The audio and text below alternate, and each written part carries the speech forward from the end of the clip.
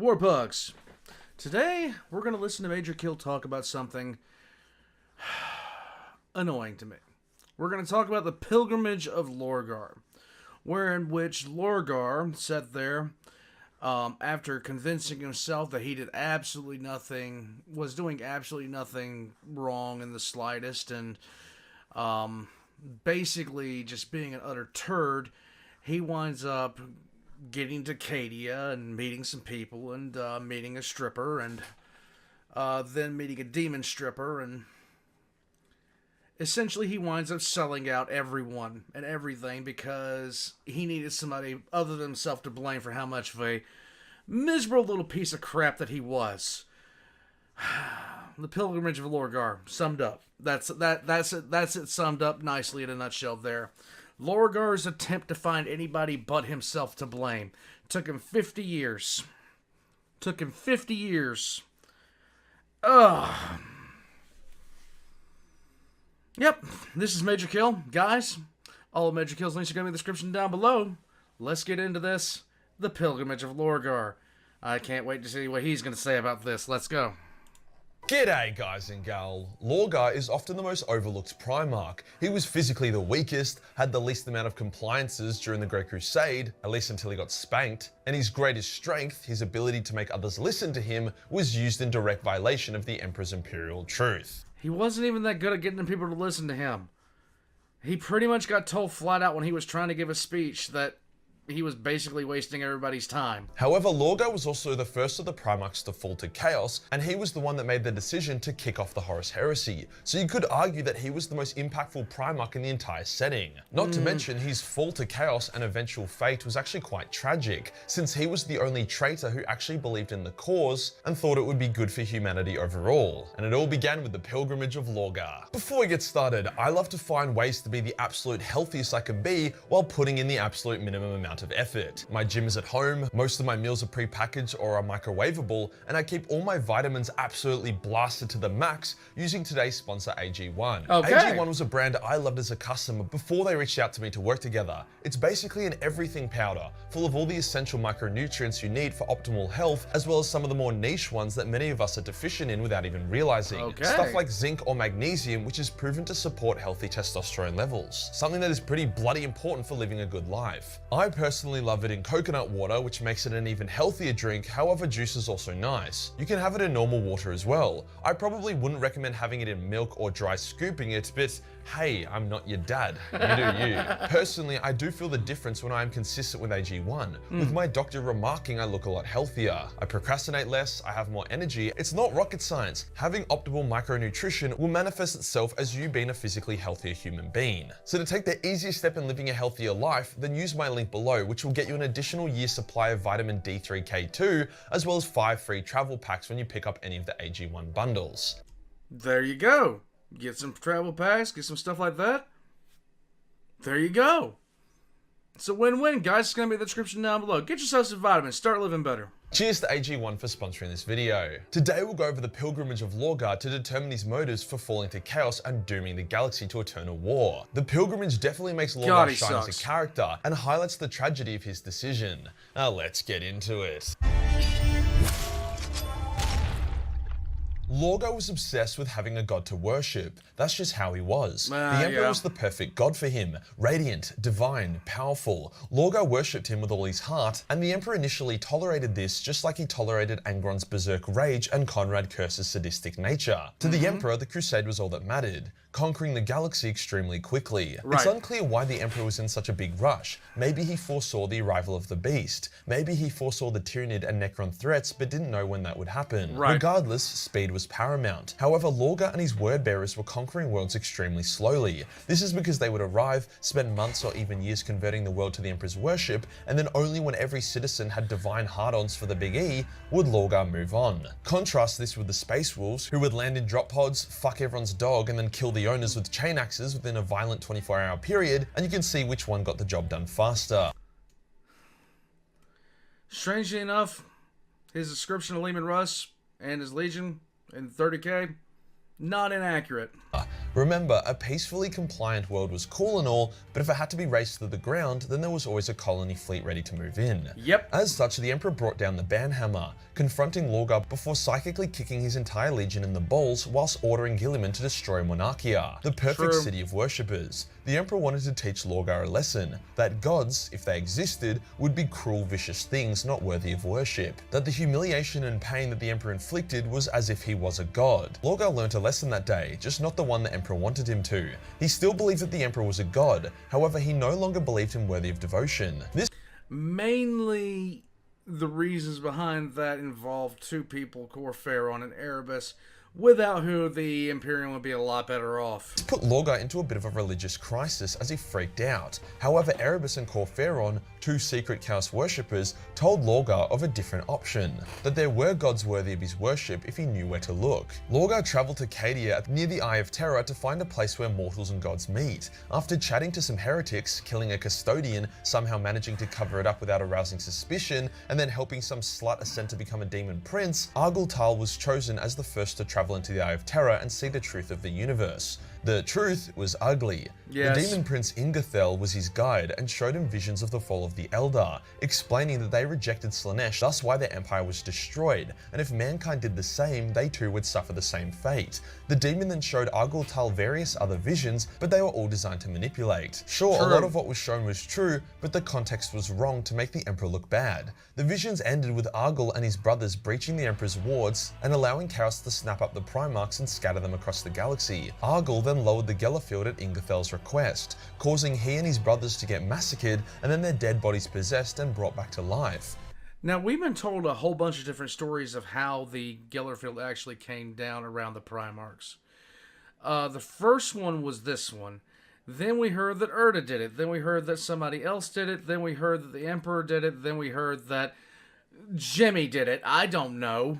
Now hosting demons in a semi-symbiotic relationship. Argul, the surviving battle brothers and the ship then spent months returning to real space, eating the corpses of their brothers and the crew for sustenance. For Lorgar, only seconds had passed. Argul told Lorgar that the primordial truth was a terrible thing, but it was the truth. Seeing this, Lorgar decided that he needed to see the truth for himself. Thus he travelled with Ingathel into the Eye of Terror. So began the pilgrimage of Lorgar. The overall experience was similar to Argul Tal's, however it was a lot more elaborate and convincing, as whilst Argul just needed to witness, Lorgar had to be convinced. They travelled across time and space via the warp, with Ingathel telling Lorgar of the many potential futures, most of which Lorgar ends up dead. It was revealed that there were many potential futures prior to the heresy where Lorgar would be killed by his brothers. One where his bad temper would result in him stabbing Sanguinius in the back, causing the other Primarchs to execute him. Another where he tries to stop a fight between Russ and Magnus, getting killed in the crossfire. Another where he tries to duel Corvus and gets annihilated, which actually does happen in the lore twice. Ingathel also shows Lorgar a crashed craft world, which a wounded avatar of Cain crawls out of. To the avatar's credit, despite not being awoken correctly, being seriously injured and then buried for centuries, he still manages to call Lorgar a fucking bitch and tries to fight him. Literally the Black Knight from Monty Python. Lorgar kills the avatar, more as a mercy than anything else. During the pilgrimage, they even travel to Magnus in the future just after the fall of Prospero, where Magnus sacrificed his left nut to Titsnitch to teleport to safety. Lorgar tries to speak with Magnus, but Magnus thinks it's another trick, since Titsnitch kept fucking with him for a laugh.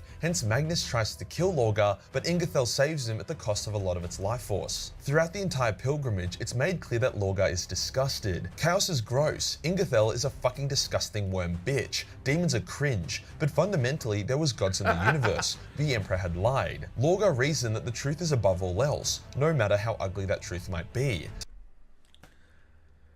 Yet, he conveniently ignored the truth every single time it didn't agree with his worldview at the time. Lorgar just existed with his head up his own ass. To Lorgar, he had no choice but to betray his father. The Emperor obviously knew the Imperial truth was a lie. However, if he lied long enough to build his Webway project and cut mankind off from the Warp's influence, then that lie would become true as the Chaos Gods would fade to obscurity. The pilgrimage wraps up with Khorne having a laugh and throwing one of his greatest bloodthirsters at Lorgar as a test. This actually wasn't supposed to happen. The Chaos Gods had agreed to team up to corrupt Lorgar, and the pilgrimage was supposed to be the test, but Khorne went rogue and tried to kill him for the lols. Lorgar and the bloodthirster fight. It's a vicious battle with Lorgar very nearly dying. However, he is able to overcome the Bloodthirster and prove his worth to Khorne. Kairos Fateweaver then appears to Lorgar and tells him that if he goes to Kauth and confronts Guilliman directly at the start of the Horus Heresy, he will kill Guilliman, but it would cost the traitors the war. This is because Lorgar being stuck at Kauth would mean the Shadow Crusade wouldn't work, hence the Ruin Storm would not be born, hence the Loyalists would all easily reach Terra and then clap the traitors. Hence Kairos told Lorgar to send others to Kauth and for him to instead focus on the Shadow Crusade. Lorgar saw a vision of him fighting Guilliman, Lorgar infused with psychic power, Guilliman battered but unbroken. As Lorgar prepares to destroy his brother, Guilliman smiles. Even in death, he would not break to a traitor like Lorgar. With this final message, the pilgrimage ended. Lorgar decided that yes, he would betray the Emperor and initiate the Horus Heresy. Mankind must know the truth at all costs. Lorgar also saw Argul Tal as the ultimate symbiosis of man and demon, two souls in one body, the whole greater than the sum of its parts. However, there was a fundamental issue here. Sure. Yeah, there's a lot of fundamental issues actually. But, who's counting? Argul and his demon Rum got along pretty well, with them working well in combat together and even kind of becoming friends as time went on. However, Rum was progressively exerting more and more influence. Argul was also in near constant pain. The two souls did not comfortably fit into the one body. Eventually, Argul could no longer remove his helmet, and it seemed as if eventually he would permanently be shaped into the demonic form of Rum. Rum was also vicious. It wasn't this articulate intelligence, it was a beast hungry for blood.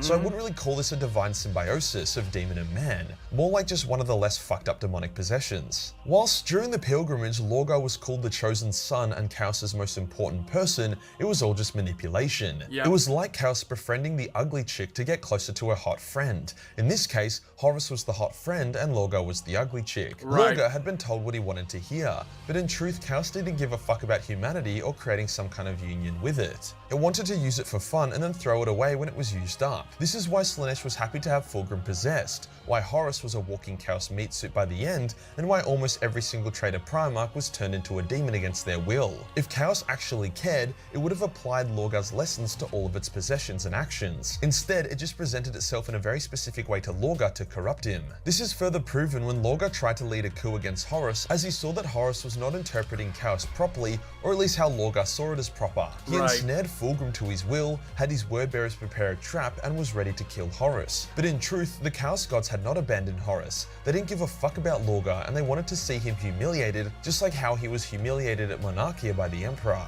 Horus was forewarned of the trap and beat the shit out of Lorgar instead, banishing him from the heresy and taking thousands of his warriors under his command. Since then, we have barely seen Lorgar, with the main instance of his reappearance being when Corvus manifested as a crow demon and kicked his ass. Since then, he has simply meditated in his tower for 10,000 years, leaving the word-bearers to be ruled by Corferon and Erebus, two men he despises. Sure, he did get the gift of ascension to Demon Prince, however it seemed more like a pity thing, like, good work, you fulfilled your purpose, here's your lollipop, now fuck off. It's unclear why Lorgar has been gone for so long. Maybe he is lamenting his decision to start the heresy now that he knows more about the brutal, uncaring nature of Chaos. Most likely he's trying to find someone else to blame. That seems to be his motif. Or more likely, he is hiding from Corvus Corax. The pilgrimage was a dope piece of lore. It's just a shame that it was one of the many times Lorgar was completely and utterly manipulated and then treated like dog shit afterwards. If you enjoyed the video and you want to support the channel, then Patreon is the place to be, where there is not only a boatload of Battle Mace 40 million hentai, but also a bunch of live action nude cosplays. Hit the subscribe button and hit the real subscribe button for more heretical content. Join the Discord for more memes and I'll see you in the next one. Peace. Guys,